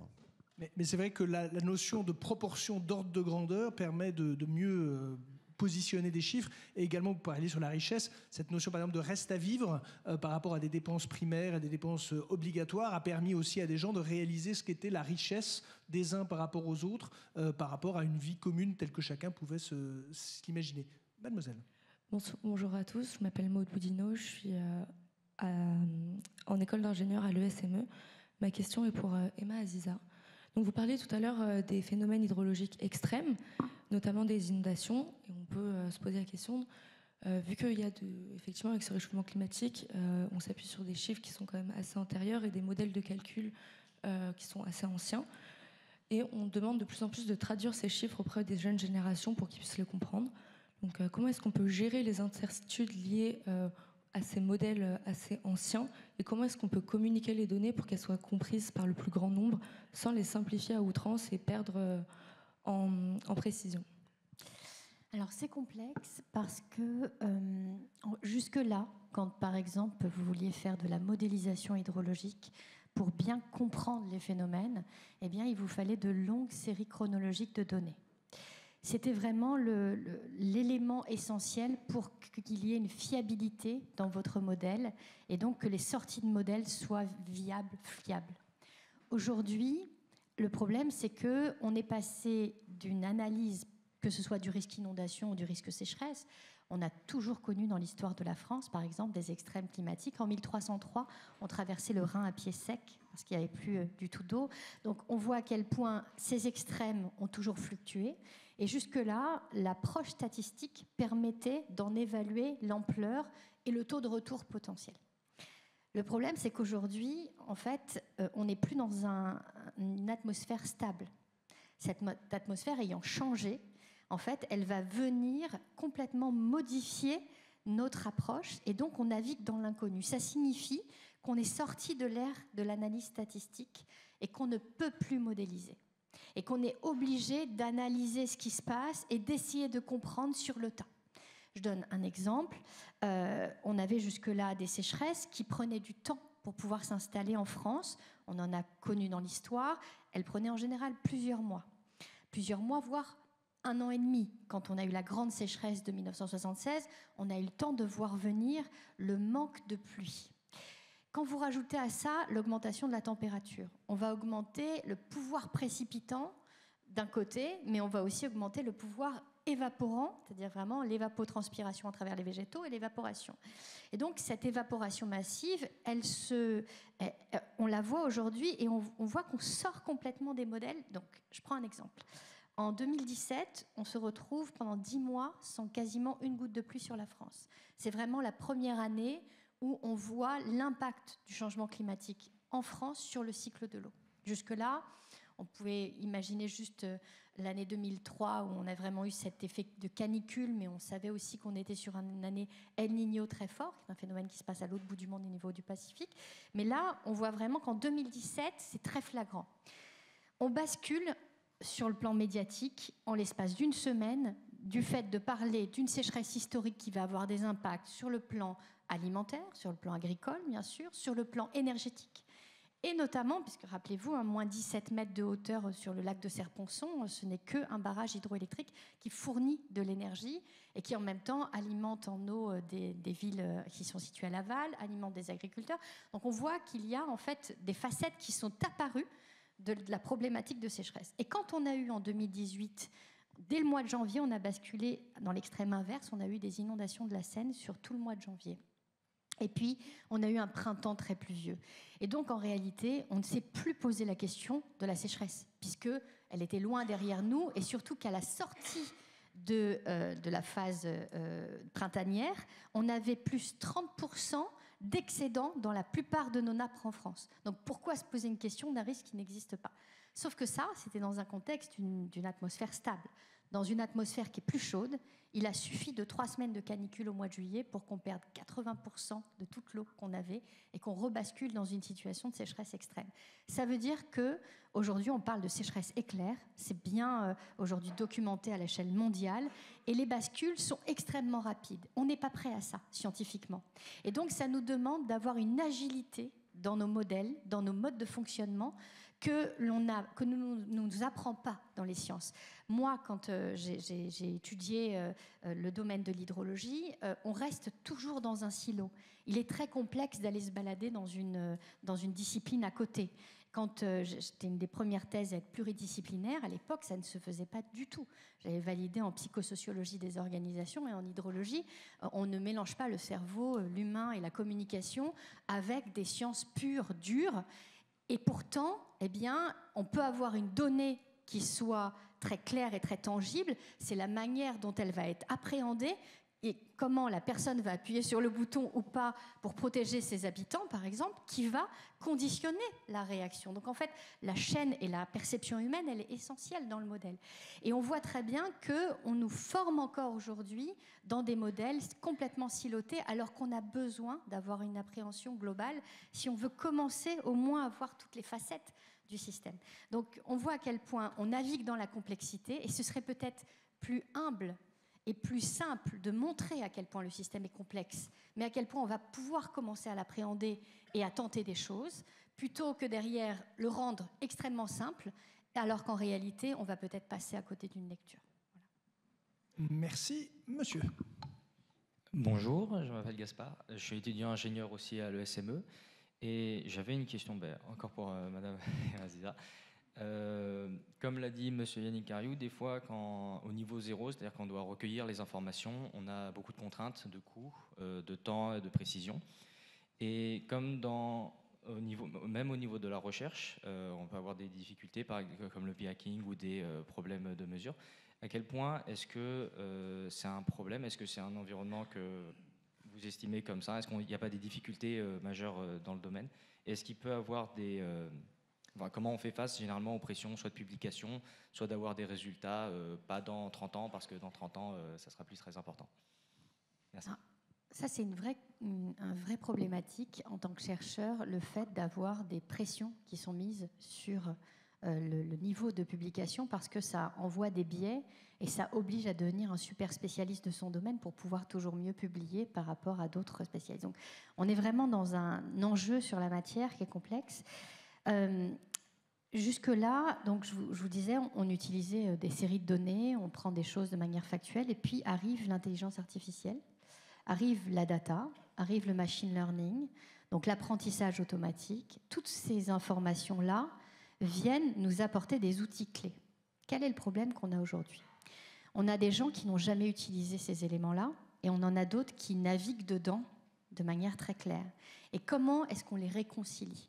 Et c'est tout l'enjeu aujourd'hui, c'est-à-dire que la recherche va devoir sortir de son carcan et va devoir, premièrement, s'intéresser à des questions territoriales immédiates. C'est quelque chose qui est beaucoup développé dans les pays scandinaves, anglo-saxons, encore aux États-Unis. La recherche-action, c'est une recherche qui s'appuie sur le territoire, qui pose des questions concrètes et qui cherche à y répondre, et en même temps qui traduit et qui transforme. Et cette manière-là de l'appréhender, eh bien, il va falloir faire sortir nos chercheurs aussi derrière sur des questions territoriales et pas uniquement sur des questions d'affinage de connaissances, sur des sujets qui, à un moment donné, parfois peuvent s'éloigner des vraies problématiques qu'on a aujourd'hui. Parce que les problématiques, c'est pas tant de définir le problème. La plupart des problèmes, on les a compris. La vraie problématique, c'est quelle solution on va apporter. Qu'est-ce qu'on va pouvoir mettre en œuvre qui fonctionnera? Et tant qu'on ne fait pas de tests, tant qu'on n'est pas à grande échelle en train d'essayer de mettre en place des solutions et de voir, de se tromper, de ne pas réussir, mais d'avancer, de replanter certaines espèces d'arbres et de voir que ça ne tient pas dans un contexte plus chaud et de tenter à un moment donné encore d'extraire par exemple la vapeur d'eau atmosphérique qui est une solution qui respecte et qui désaccélère le cycle de l'eau plutôt que d'aller pomper dans des nappes qui derrière vont aller vider le socle du système qui nourrit les rivières et qui nourrit en même temps l'état des sols. Donc en fait, on se retrouve confronté à une réalité, c'est qu'il y a parfois une science extrêmement sachante qui avance et qui est extrêmement fiable. Et il y a aussi des réalités concrètes et il faut aujourd'hui rejoindre les deux. Et souvent, c'est le monde des startups, c'est le monde derrière qui prend en main ces questions de l'IA, de la data. Et donc, je vois de plus en plus arriver dans des formations universitaires la jonction entre les deux. Et donc, l'intérêt, ce sera justement d'avoir de plus en plus ces champs pluridisciplinaires qui s'intéressent à ces sujets et qui cherchent à y répondre de manière globale en utilisant à bon escient ces outils dont on a besoin. Sybille Veil, pour compléter ou prolonger l'exercice, la pensée, c'est que c'est ce que vous avez vécu avec la radio. La radio, qui était le média historique, devient maintenant télévision, en tout cas média audiovisuel. Il y a des textes qui sont publiés. C'est-à-dire que aussi, selon les thématiques, il va y avoir des portes d'entrée ou des terrains d'expression qui vont être différents pour atteindre les gens différemment à d'autres moments ou dans des formats qui leur conviennent davantage, avec des écritures spécifiques. C'est vrai que ces dernières années, avec d'une part le numérique, les réseaux sociaux, il y a une multiplication des supports et c'est tout à fait frappant en matière d'information. Sur Internet, on lit, on écoute, on regarde. C'est vraiment, il y a de tout et cette profusion de contenu pose la question du temps d'attention. Et en fait, tous les médias aujourd'hui sont engagés dans une bataille pour le temps d'attention. Pour certains, ce temps d'attention, en face, c'est une recette publicitaire. Donc, il y a un enjeu économique qui est majeur. Donc, ça veut dire que pour retenir l'attention, il y a différentes manières de le faire. Ça peut être le scoop, ça peut être les faits divers, ça peut être les contenus qui vont faire le plus parler, ça va être des débats très polarisés, très violents. Donc on est dans un univers médiatique qui est marqué aujourd'hui par une bataille pour le temps d'attention et qui a un effet sur les contenus qui sont proposés pour retenir l'attention des gens. Et là où notre débat pour moi est très intéressant, c'est que je pense que notre vrai défi à tous, c'est comment faire vivre une démocratie dans laquelle les gens peuvent avoir accès à un débat permettant d'arriver à identifier des opinions différentes autour d'une vérité partagée pour éclairer l'opinion des citoyens qui ensuite vont aller voter. C'est ça l'enjeu fondamental du monde médiatique et de ce qu'il peut apporter à l'opinion. Et c'est là que pour moi, voilà, toute la difficulté aujourd'hui, c'est comment, dans un univers qui s'est démultiplié parce qu'il y avait une bataille de l'attention et qui a conduit à une défiance croissante pour ce qui est dit, pour les personnes qui interviennent, comment est-ce qu'on restaure aujourd'hui de la confiance? Et c'est ça le défi qu'on a, et nous, en tout cas en tant que médias de service public, pour nous, c'est la mission qu'on se donne, remettre de la confiance dans le débat public, permettre de faire en sorte que les gens puissent débattre autour de vérités qui soient partagées. Et la notion de chiffre, elle intervient dans ce sens-là, c'est-à-dire qu'à un moment donné, il y a des vérités objectives qui doivent pouvoir être débattues sur la manière de faire face, la manière d'y répondre, donc alimentées autour des convictions, voire des récits. Mais il ne faut pas que sur certaines vérités objectives, il y ait une défiance qui croisse. Et aujourd'hui, on voit sur les réseaux le complotisme. On voit aussi une bataille de l'information qui se noue avec l'ingérence de puissances étrangères. C'est extrêmement fort aujourd'hui. Et avec l'intelligence artificielle, cette multiplication de contenus, soit approximatifs, parce que c'est du copier-coller de choses que l'on trouve, soit manipulés de manière volontaire, se multiplie. Et on va se retrouver dans les années qui viennent avec une multiplication des contenus qui est sans commune mesure avec ce qu'on connaît aujourd'hui, parce que justement, il y a des outils d'intelligence artificielle qui permettent de créer des faux comptes, de créer de faux interlocuteurs, de multiplier les contenus. Et donc, l'éducation aux médias est devenue essentielle, mais à tous âges. On fait beaucoup, nous, pour éduquer aux médias les jeunes. On a des tas de programmes pour ça, mais c'est une éducation qui doit porter sur toutes les strates de la société pour se dire je dois penser contre moi-même, ne pas aller vers des contenus qui confirment la conviction que j'ai, mais m'ouvrir à des pensées, des lectures qui me surprennent, qui me questionnent, qui me fassent aussi mieux comprendre la complexité de la réalité actuelle. Et c'est ça l'un des éléments majeurs, je pense, aujourd'hui, une des questions les plus centrales aujourd'hui dans les médias. On essaie de s'armer pour ça. Nous, à Radio France, on a créé par exemple une agence Radio France qui vérifie les données et qui permet de s'assurer de la fiabilité des choses. Il y a vraiment la confiance dans ce qui est dit est très importante pour qu'ensuite il puisse y avoir un débat qui soit sur de la base de données qui sont objectives. Dans les chiffres, on sait que la multiplication des débats, la multiplication des lieux d'information fait que parfois il peut y avoir des chiffres assénés avec beaucoup d'autorité qui peuvent être approximatifs, voire être totalement faux. On l'a beaucoup vu, et c'est ce qui a amené d'ailleurs beaucoup de médias à développer des outils de fact-checking pour essayer de faire en sorte de corriger cette tendance à asséner des chiffres qui ne peuvent pas être contestés en direct pendant le temps du débat. C'est beaucoup plus difficile. Et on voit d'ailleurs des sondages qui nous disent une très forte majorité de personnes pensent que le fact-checking conduit à fermer le débat. C'est-à-dire le fait de dire ce chiffre-là que vous venez de dire est faux, c'est pas tel pourcentage de dépenses qui sont consacrées aujourd'hui à l'action sociale, mais tel autre chiffre. C'est vu par le public comme étant une manière de clore le débat, donc de couper la parole. Et c'est très mal perçu. Donc il faut qu'on arrive à faire ce travail-là d'explication des chiffres qui aille au-delà du fait de dire votre chiffre est faux, mais qui puisse expliquer, contextualiser et amener à réfléchir et favoriser ce travail de réflexion pour pouvoir contribuer utilement au débat, à la formation de l'opinion par un citoyen qui doit être éclairé si on veut continuer d'avoir une démocratie qui soit forte. Et c'est ça tout le défi qu'on a aujourd'hui. Effectivement, et ça confirme l'idée que les chiffres sont très politiques au sens noble du terme, en termes, effectivement, dans leur impact. Yannick, souhaitez... Sur la question de la compréhension de ce qui se passe et de l'éducation aux médias. Bon, je vais vous donner que des chiffres approximatifs pour fixer les ordres de grandeur, mais si vous additionnez le temps qu'un Français passe à regarder des vidéos en comprenant la télévision, mais aussi toutes les autres formes de vidéos, et à écouter la radio, on arrive très facilement à 5-6 heures par jour. Qu'est-ce qui, dans votre vie, occupe autant de temps que ça, que de la consommation média? Dormir, travailler, j'espère pour les étudiants, mais à côté de ça, c'est un phénomène majeur.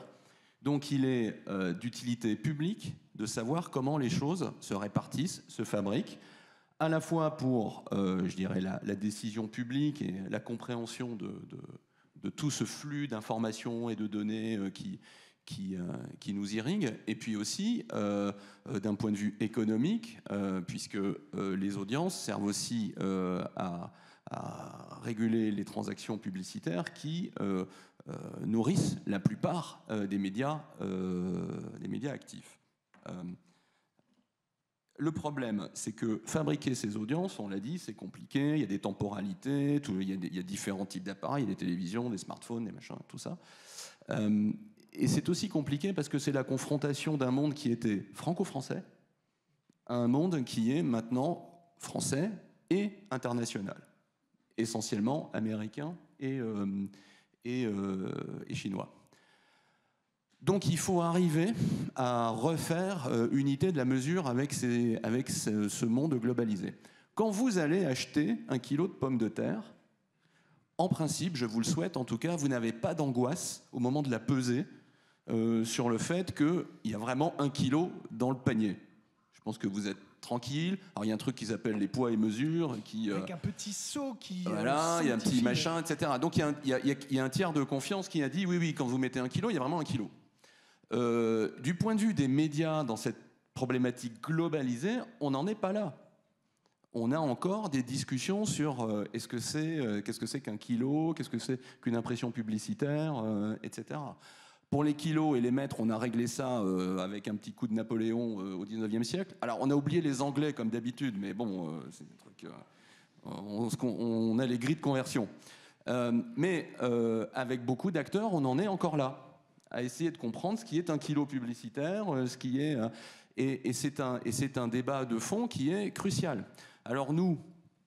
Et je dois dire, on réussit à amener des plateformes, y compris internationales, à avoir une discussion positive là-dessus.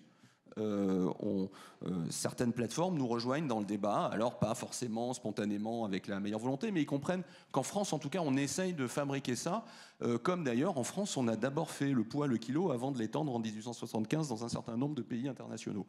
Donc on essaye de faire ça, c'est pas toujours facile. Parfois, la réponse qu'on a à ça, c'est à votre truc de Gaulois. Alors, moi, je me sens personnellement très vexé quand on me dit ça. D'abord, parce que je n'ai plus la dynamique capillaire pour me présenter devant vous avec une coupe hirsute. Ma signature olfactive est un peu éloignée de celle d'un sanglier, en tout cas. Mais c'est très condescendant de dire ça. Pourquoi ? Parce que ça veut dire qu'au nom de la globalisation, de l'uniformité des systèmes internes de société qui auraient des données propriétaires dont on a besoin pour fabriquer une mesure efficace, il faudrait qu'on se plie aux destins globaux et aux désirs globaux d'organisations différentes. Ça ne peut pas marcher comme ça, parce que sinon vous allez stresser devant la balance. Donc aujourd'hui, il y a un débat de société qui est fort, qui est un peu caché, parce que c'est bien sûr des acteurs économiques, donc il y a des enjeux économiques, publicitaires, etc., qui sont importants. Moi, je dis, pour que l'éducation aux médias se fasse et des bases solides, il faut comprendre où sont les gens. On essaie de comprendre où vous êtes dans la vie, comment vous déplacez en vacances, etc. Il faut aussi comprendre où vont les gens dans leurs pratiques médias. Et le comprendre de manière neutre, objective, désintéressée. Il ne faut pas qu'il y ait d'angle mort, puisque certains disent, puisque les Américains ne veulent pas toujours se laisser mesurer comme on veut, ne les mesurons pas, ce serait une grave erreur. Il faut absolument avoir 100% de la photographie. Mais que cette photographie, elle soit faite avec les mêmes règles pour tout le monde.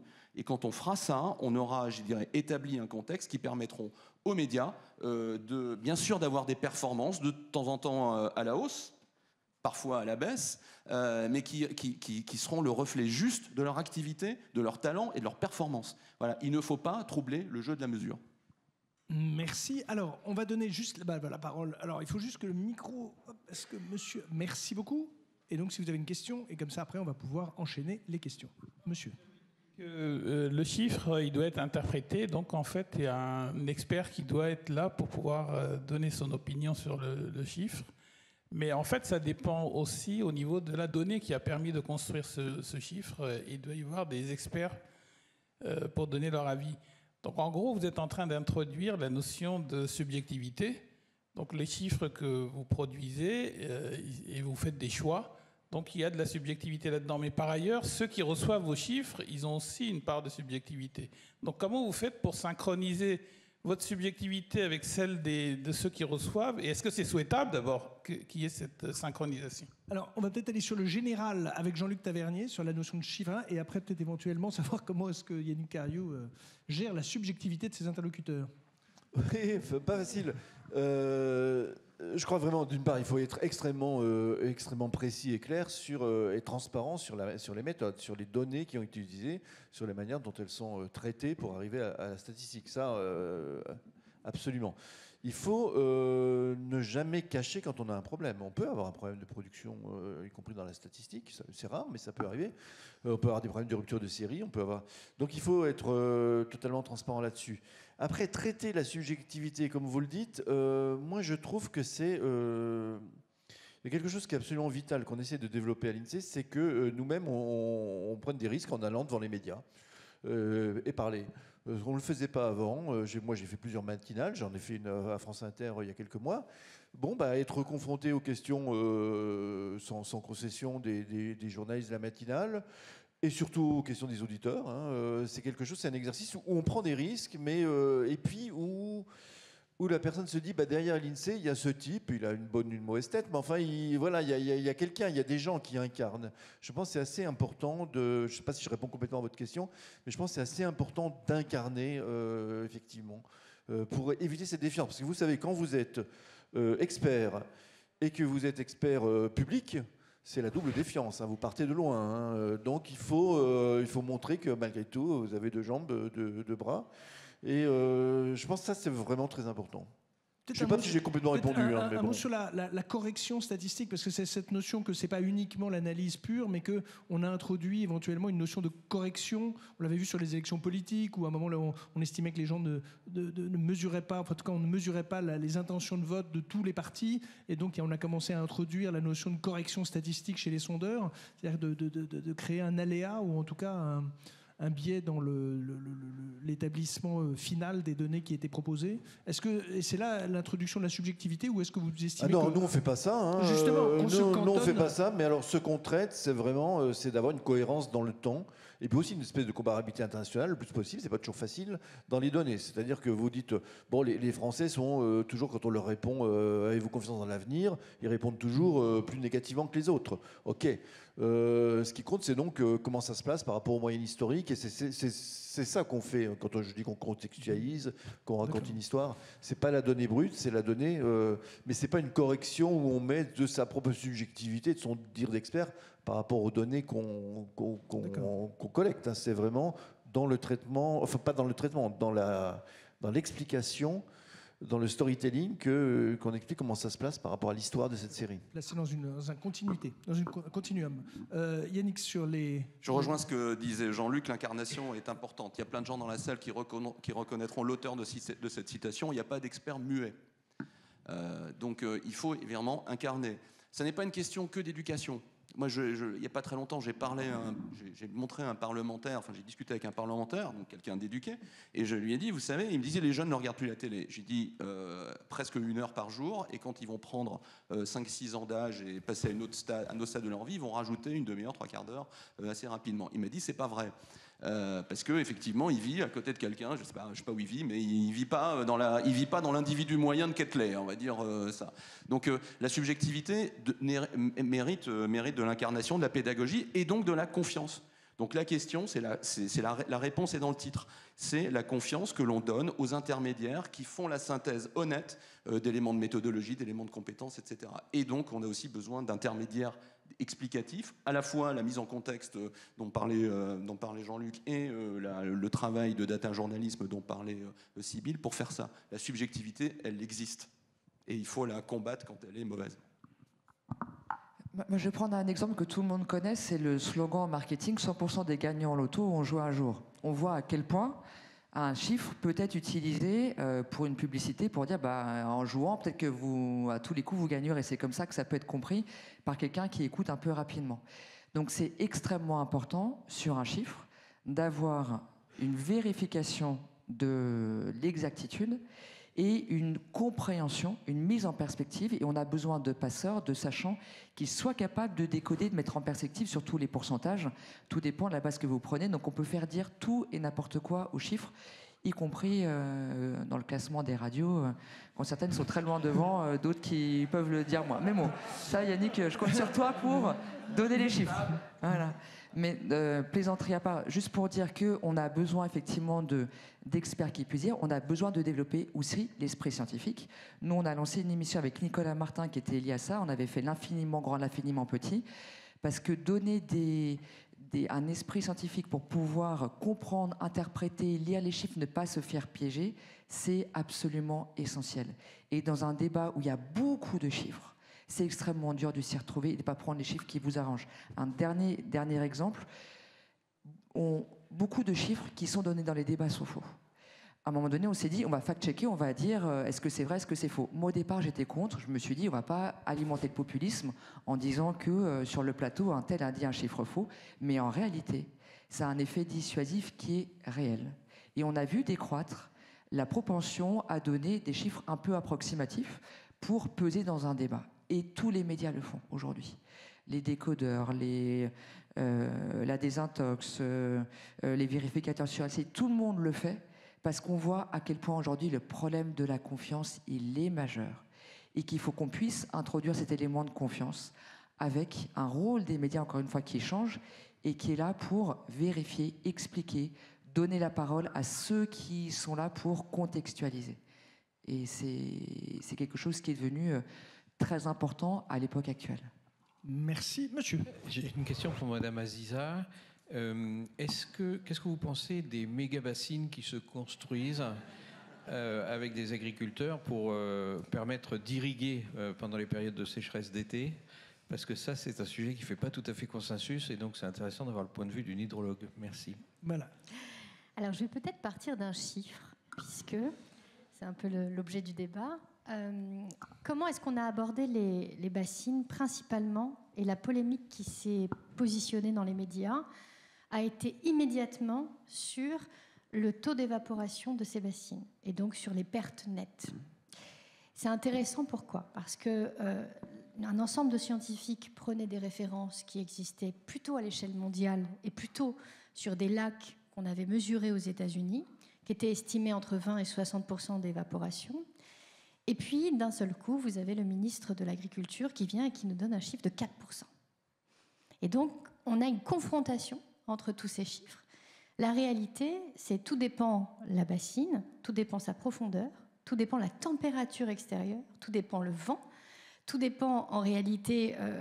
il y a tellement de paramètres qui rentrent en compte qu'on se rend compte que le débat a été complètement cristallisé sur ce sujet. Si on prend un peu plus de hauteur et qu'on regarde cette problématique, qu'est-ce qu'on comprend dans une bassine? Une bassine en moyenne, Sainte-Soline, c'est 260 piscines olympiques. Pourquoi est-ce qu'on a créé ce système-là? D'abord, la cause initiale, c'est le fait qu'en 1976, quand on a connu la grande sécheresse de France, l'État, qui se veut être régalien et donc protéger ces nappes profondes, qui a compris les enjeux de la ressource en eau et des impacts potentiels que ça pouvait avoir, a décidé de mettre un système avec un niveau de 4 seuils différents. Et le dernier, c'est le seuil de crise. Et quand vous atteignez ce dernier niveau, ça correspond à l'événement de 1976. Et à ce moment-là, on va préserver la salubrité publique, on va préserver les hôpitaux qui ont besoin d'eau, et notamment le fait que nous, habitants, nous avons besoin d'eau dans notre robinet. Donc en fait, il va y avoir un choix et finalement, on va privilégier certains acteurs par rapport à d'autres. Ce qui est intéressant dans la question de l'eau, c'est que quand vous faites ce choix-là, vous faites aussi un choix économique derrière. Et il était écrit clairement qu'il y a une obligation d'interdire l'irrigation dans ces phases. Ça ne posait pas vraiment de problème quand 1976 se déroulait, qu'on a eu une vague sécheresse assez importante, mais par rapport à ce qu'on a connu dernièrement, ça n'a rien à voir, en 2005, en 2015. Et puis en 2017, on se retrouve entre 2017 et 2022 avec 90% du territoire en niveau rouge. C'est-à-dire que vous dites clairement aux habitants, enfin aux agriculteurs français, il y a une interdiction d'irriguer sur 90% du territoire. On a des filières économiques agricoles qui ne sont pas prêtes. Et donc on voit qu'il y a un alinéa dans la réglementation qui dit, sauf si vous êtes connecté à un lac ou à une retenue collinaire, donc une retenue collinaire qui récupère de l'eau de pluie, à ce moment-là, vous avez le droit de continuer d'irriguer. Quand on est dans les Deux-Sèvres, on n'a pas cette capacité de pouvoir avoir, premièrement, un nivelé qui permettrait de récupérer les eaux de ruissellement. Et donc, eh bien, à ce moment-là, ils se disent, on va prendre la loi en tant que telle, et pour pouvoir réussir à continuer à irriguer et à favoriser cette économie, parce qu'on ne sait pas faire sur un temps trop court, sur 2-3 ans, changer nos cultures, changer nos pratiques, quand on sait qu'en plus, on a favorisé l'irrigation dans la phase d'après-guerre et qu'au contraire, il y avait des gens qui n'avaient pas envie d'irriguer parce qu'il y avait déjà trop d'eau, il y avait trop de zones humides. Et donc, dans un premier temps, les agriculteurs ne souhaitaient pas irriguer. Et on les a amenés peu à peu à fabriquer notamment du maïs, qui est une structure qui n'a pas de racines profondes parce qu'elle est tropicale et donc qui s'alimente plutôt avec des eaux de surface. Donc, en fait, on a favorisé l'irrigation. Donc, vous dites à des gens pendant des décennies, enfin une filière économique, vous pouvez continuer à irriguer allègrement, et puis d'un seul coup, on vous explique que c'est interdit. Donc en fait, c'est une stratégie de contournement de la loi, qui a été d'ailleurs une loi qui a été mise en place sur le plan régalien par le préfet, et qui va être appuyée notamment par l'État, parce qu'elle va être financée par l'État. Donc en fait, il y a 2 formes d'État qui se jouent. Et au lieu de se poser des questions qui semblaient existentielles, c'est est-ce que c'est vraiment pertinent, ces bassines ? C'est des sujets qu'on a moins vus arriver dans le débat public. Et pour avoir participé à une commission parlementaire à l'Assemblée nationale, c'est assez intéressant de comprendre que, effectivement, premièrement, puisqu'il n'y a pas de possibilité de niveler, donc de récupérer de l'eau de ruissellement, on va pomper dans la nappe. On va pomper dans la nappe l'hiver, quand elle sera pleine, et on va remplir ces 260 piscines olympiques. À partir de là, vous allez avoir ce flux d'évaporatoire plus ou moins important. Mais est-ce que c'est ça la vraie question ? Parce que si vous laissez de l'eau croupissante à l'air libre, vous allez avoir une première chose qui va arriver, c'est de la matière organique. Et donc on va avoir un développement algaire, un développement de cyanobactéries, un développement de salmonelles, qui vont d'ailleurs poser un problème sanitaire qui est aujourd'hui avéré.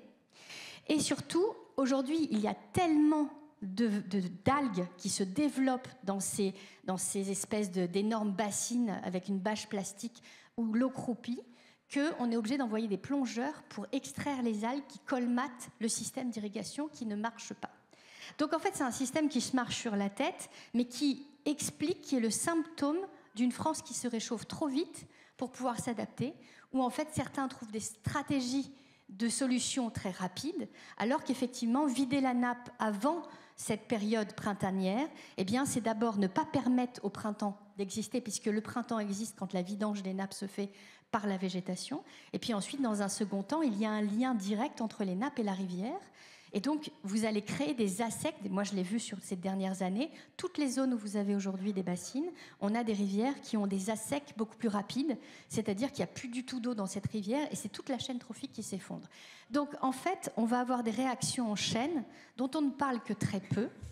Et on voit à quel point le sujet est complexe, mais en réalité, il pose un débat qui est la rapidité de nos systèmes à devoir s'adapter. On n'est pas capable aujourd'hui de s'adapter à la vitesse à laquelle les choses se transforment. Voilà, j'ai essayé de répondre de manière un peu globale. Alors, vaste...